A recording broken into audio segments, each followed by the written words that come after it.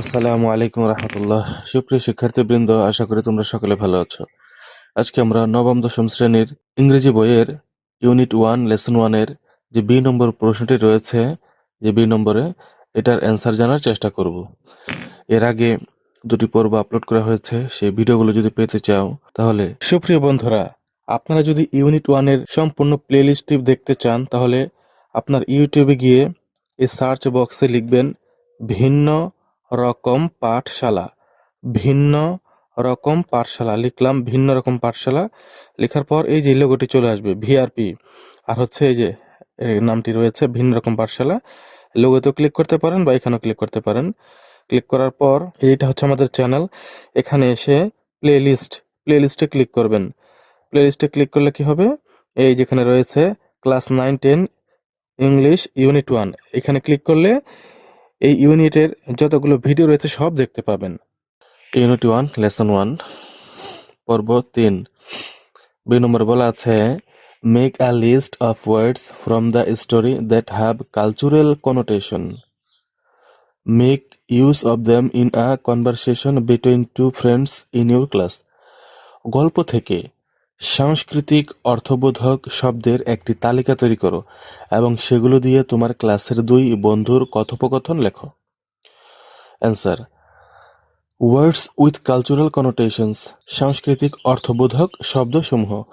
অর্থাৎ এই গল্পের মধ্যে যে সাংস্কৃতিক, আমাদের দেশীয় যে সংস্কৃতি রয়েছে, এর যে স্পেশাল যে শব্দগুলো রয়েছে সেগুলো নিয়ে আমরা কথোপকথন তৈরি করব।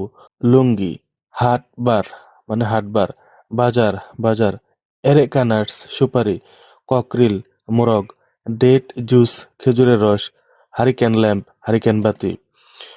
এই শব্দগুলো দিয়ে একটি কথোপকথন দুই বন্ধুর মধ্যে। কনভারসেশন ইউজিং দিজ ওয়ার্ডস, এই শব্দগুলো ব্যবহার করে কথোপকথন।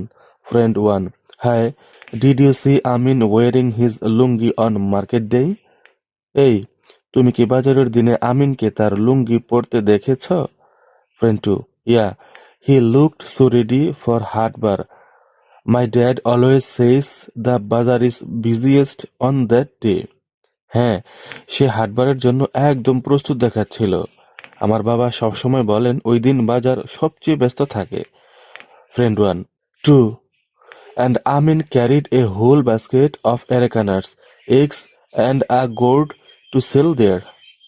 ঠিকই, আর আমিন সেখানে বিক্রি করার জন্য পুরো এক ঝুড়ি সুপারি, ডিম এবং একটি লাউ নিয়ে গিয়েছিল। Friend 2: did you hear about his cockerel mister Moti?